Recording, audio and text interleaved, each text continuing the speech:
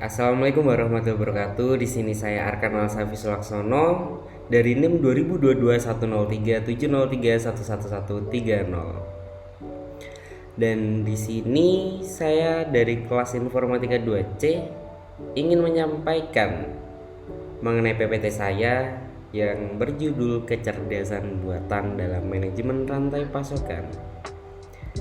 Dengan saya ada referensi 4 jurnal, diantaranya ada Journal of Business Research, Artificial Intelligence in Supply Chain Management, a Systematic Literature Review.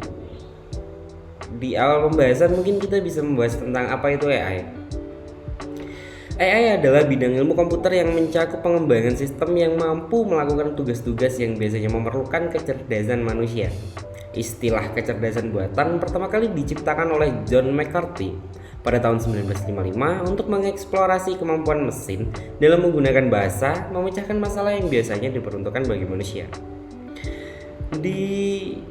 Untuk AI itu sendiri, atau mungkin yang nanti kita bahas mengenai supply chain management, itu menjelaskan akan beberapa beragam hal, seperti taksonomi AI yang diusulkan, dan sisa bagian ini secara singkat menjelaskan cabang-cabang utama AI, aplikasi, dan metodenya yang akan digunakan lebih lanjut. Dapat dilihat seperti tabel di samping.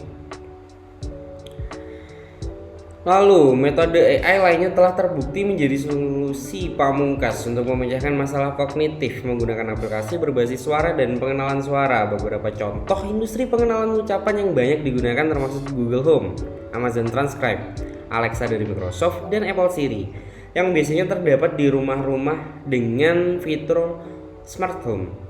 Biasanya terdapat seperti hal-hal tersebut. Misal, kalian bisa menutup gorden secara otomatis saat kalian bilang "Hai Alexa". Begitu juga bisa, atau sesingkatnya adalah bisa menggunakan iPhone atau yang berbasis dengan Apple. Kalian cukup bilang "Hai Siri", biasanya akan muncul di pop-up "Hai Siri", lalu kalian bisa menggunakan akses iPhone atau hal lainnya lebih mudah. Contohnya seperti ini. Itu adalah saat saya menggunakan "Hai Siri". Lalu selanjutnya, di sini ada AI dalam pengambilan keputusan di supply chain management. Di supply chain management dapat meliputi apa saja sih? Yang pertama ada optimasi, kedua ada sistem pakar, ketiga ada perencanaan, keempat ada penjadwalan, kelima ada stimulasi, dan terakhir ada pemodelan. Agar lebih mudah, sebelumnya apa itu supply chain management? Dan tujuannya apa sih? Ya, kita bisa jelaskan mengenai dari supply management adalah bertujuan untuk, atau SCM tadi bertujuan untuk mendigitalkan proses bisnis untuk mengintegrasikan pemangku kepentingan dan aset yang berbeda untuk memastikan bahwa produk selaras dengan kebutuhan pelanggan dan untuk mencapai tujuan yang terkait dengan keunggulan kompetitif sistem sosial. Selanjutnya, dari artificial intelligence sendiri adalah bidang yang muncul dalam ilmu komputer karena perkembangan terbaru dalam jaringan saraf yang dalam, jaringan saraf konvensional, teknik optimalisasi matematis yang digunakan dalam riset, operasi, pemrograman kendala, dan berbagai metode numerik. AI sebagai setelah umum dapat digambarkan seperti ini. Akar konsep ini membangun sistem cerdas yang dapat meniru pola perilaku manusia dan memecahkan masalah di dunia nyata. Dapat digambarkan seperti pohon yang di dalamnya ada machine learning, cyber physical system, robotik, neural network, vision processing, expert system, natural language processing, dan yang terakhir wordless adalah speech processing. Lalu teknik AI yang dapat digunakan di supply management chain ada apa aja itu? Yang pertama ada Natural Language Processing atau NLP, yaitu studi mengenai program komputer yang menggunakan bahasa manusia alami sebagai masukan. Lalu fitur ini penting dalam SCM dalam meningkatkan dan menyederhanakan interaksi manusia dan mesin. NLP digunakan dalam bentuk chatbots yang digunakan dalam kampanye pemasaran, iklan online, manajemen merek, manajemen hubungan pelanggan, dan pengumpulan data. Lalu selanjutnya ada tabu search atau TS, merupakan metode pencarian yang menghindari jebakan minimum lokal dengan menerima solusi yang lebih buruk dengan membatasi solusi saat ini ke riwayat pencarian solusi. TS tidak asing dengan SCM dan telah digunakan untuk memecahkan masalah jaringan rantai pasukan loop tertutup.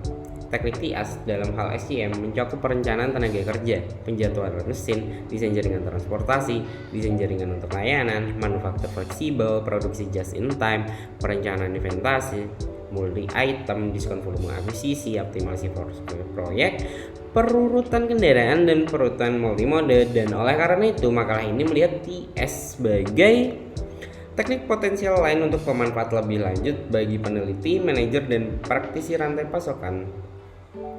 Di teknik AI yang dapat digunakan di supply chain management yaitu apa saja?